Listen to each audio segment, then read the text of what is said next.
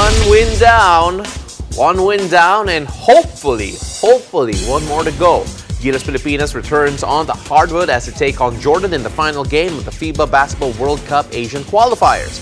But before we take in what's happening on the ongoing matchup between Jordan and Gilas Pilipinas, let's take a look back at what went down in our first win against Lebanon. Our correspondent, Durin Suay Baguio, got to chat with some of the players. Junmar, after di ka nakasama sa last 5 windows ng Gilas, kumusta yung experience na makabalik ulit?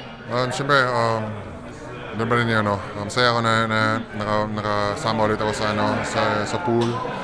Masaya ako na nakuha natin yung panalon to. So, credit sa team.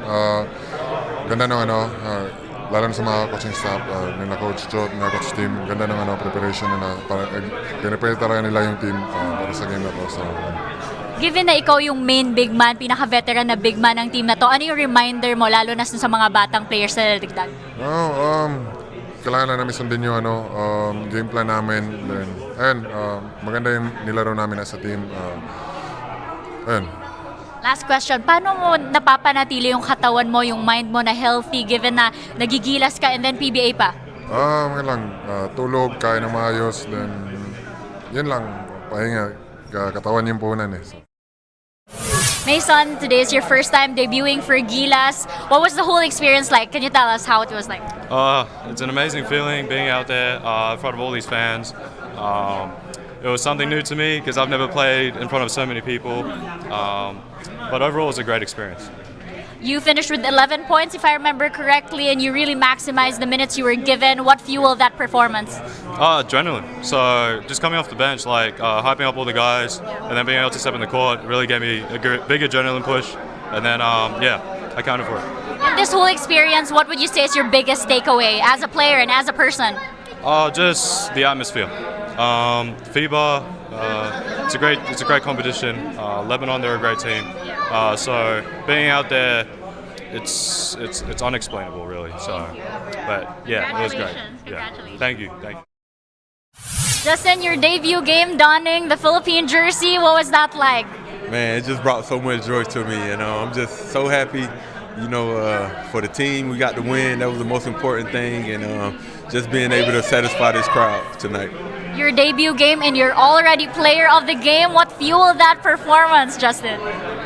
Just all around, the fans, the team, the coaches, everybody, of course, Coach Short, the whole coaching staff, they wanted me to be aggressive, and I just tried to definitely start off that way, and then the teammates got it going. They definitely helped me out, as far as overall about, the ins and outs of playing FIBA and international. So just all around, I'm just happy for everybody tonight.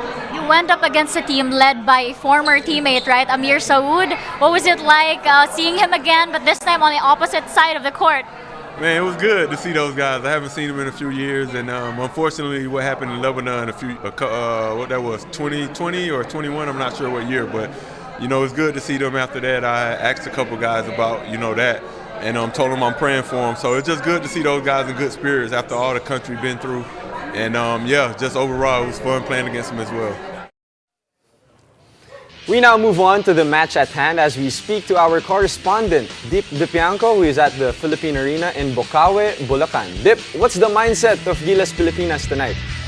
Pao and Diego, I'm here at the Philippine Arena in Bocaue, Bulacan for the 6th and final window of the FIBA World Cup Asian Qualifiers. It's actually the last game of Gilas Pilipinas as they face Jordan. Now, before the game, we got to speak to Coach Jong Chico. Sabi niya sa atin that this game particularly, they have to limit the three-point shooting of Jordan. That's something that they were able to do back then in the last window in the home court of Jordan. But last Friday against Lebanon, that's something that Gilas was unable to do. So today, hopefully, itong Gilas malimit na lang yung three-point shooting ng Jordan. Now, on top of that, sabi sa atin ni Coach Jong Chico that the players need to know how to stand their ground. Not just because it's the last game of the qualifiers or here on their home court, but because itong Jordan, napahiya sila last time out in their home court. And for sure, this squad wants to do the same thing in front of the Filipinos. So Gilas Pilipinas need to learn how to stand their ground today. And finally, of course, we know that the lineup is changing. Meron tayong bagong player today. Kevin Kiambao just fielded in for this game particularly.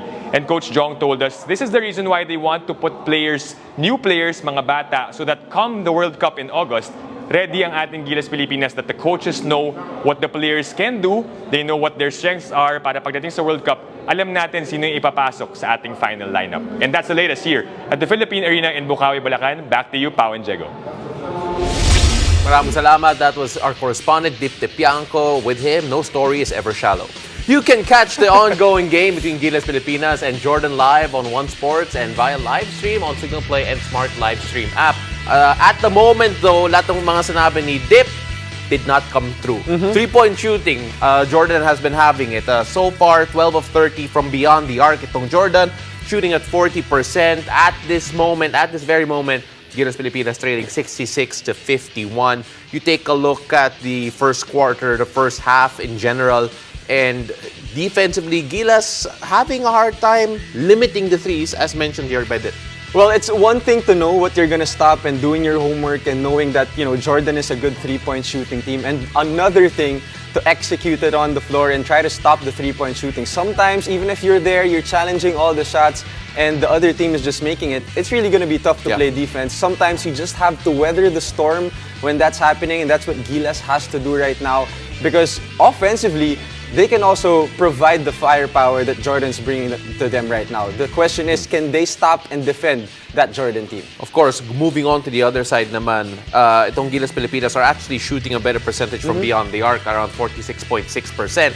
Pero 7 of 15, a lot smaller compared to Jordan. And you take a look at how Jordan has been scoring, can we say, well, base sa numbers, and of course, with the understanding that there's still a lot of basketball to be played at the moment, 4:55 left here in the third quarter, is defense the biggest issue of Gilas Pilipinas and something that we have to look to address after this window? I think you would say so. I think giving up, 25 points in just 7 minutes in the first quarter, it's going to be tough for Gilas Pilipinas. But, with the puso that they play with, I think it's still possible to have a comeback here.